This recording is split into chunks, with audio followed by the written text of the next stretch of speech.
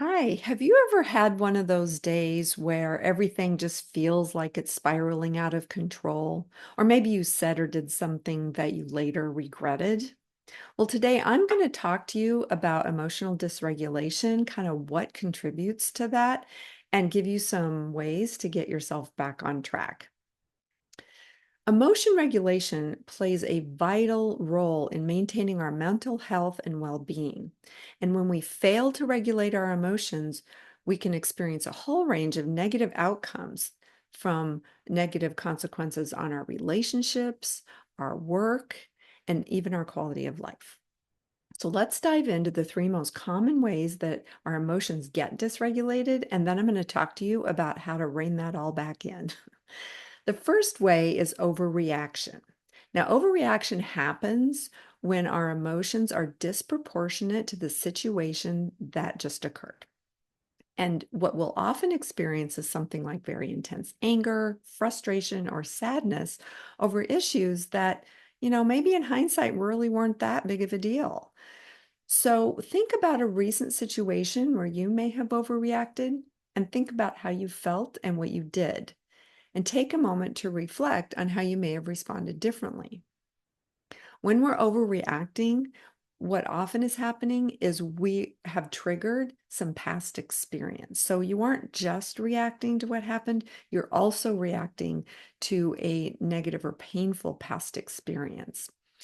It's essential to recognize when this happens because you need to be able to work through those, often with the help of a therapist, in order to kind of find the pattern and get around this tendency to overreact. Okay, the second thing is suppression.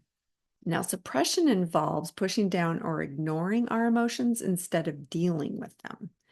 Now, this might seem like a really good way to avoid having negative feelings, and it often works in the short term. But in the long term, it's going to increase your stress and probably cause some emotional outbursts later. Think about a time when you may have didn't say something to keep the peace. Well, that's suppressing your emotions. And what happened in the long run? Usually it's not a good thing. Suppression is a little bit like putting a lid on a boiling pot of water. Eventually, the pressure is going to build up and the lid is going to blow off. Suppressed emotions can manifest also as physical symptoms. You might have headaches, digestive issues, chronic pain, that kind of thing. So, what you want to do is find a healthy outlet for these emotions. Things like journaling, talking to a friend, or maybe getting involved in some kinds of physical activity. If you don't find a healthy way to do this, you're going to probably do it in an unhealthy way, which I'm going to talk about here next. An unhealthy way is just impulsively saying whatever shows up, right? This is acting out on our emotions. And we often, when this happens, aren't considering the consequences, which can lead to some reckless behavior. We often regret it later, and often it negatively impacts our relationships. What we're doing here is trying to avoid sitting with our uncomfortable feelings. We kind of want to get rid of them as quick as possible. And it often feels good to express ourselves in this way. We kind of feel a sense of relief. But just like suppressing our emotions, there's often negative consequences associated with this. So, what we want to do is work on some awareness around what you're feeling, what's happening in the moment, right? So, let me talk a little bit about the three things you can do to get things back on track if you find yourself getting emotionally dysregulated, especially if you find that it's a pattern. The first thing you want to do is practice some awareness and mindfulness. You want to pay attention to the present moment and don't get judgmental on yourself about how you're feeling.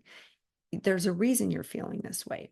And if you can become aware of how you're feeling and maybe figure out what's going on and where this came from, you can get some opportunity to make a decision about how you actually want to behave. The second thing you can do, and I highly recommend this, is start labeling your emotions. Do this on a regular basis throughout the day, kind of get used to doing this. Because when we are dysregulated, we often don't know what we're feeling. If you take the time to label your emotions, you're actually giving yourself a better understanding of what's going on and a little bit of space to consider how you want to react to what just happened. Now, the third thing is how you want to react to what just happened, right? So you want to find some healthy outlets to express your emotions without damaging your relationships or even your physical health. Some things you could do would include things like writing or painting, or maybe even dancing. You want maybe a creative outlet.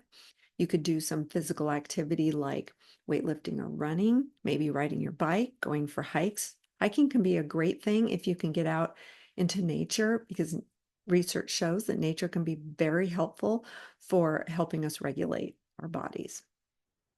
Another thing you could do is some journaling about what's going on and share that with a close friend or a therapist to help you process it so you can get a better understanding of it. By understanding how we become emotionally dysregulated and by implementing some of these strategies to manage our emotions, we're going to improve our mental health, build stronger, more resilient relationships. If you found this video helpful or know someone who could benefit from it, hit the like button and share it with them. And be sure to subscribe to the channel because it helps me reach more people who have problems and issues that this might be relevant to. Take care and have an amazing week.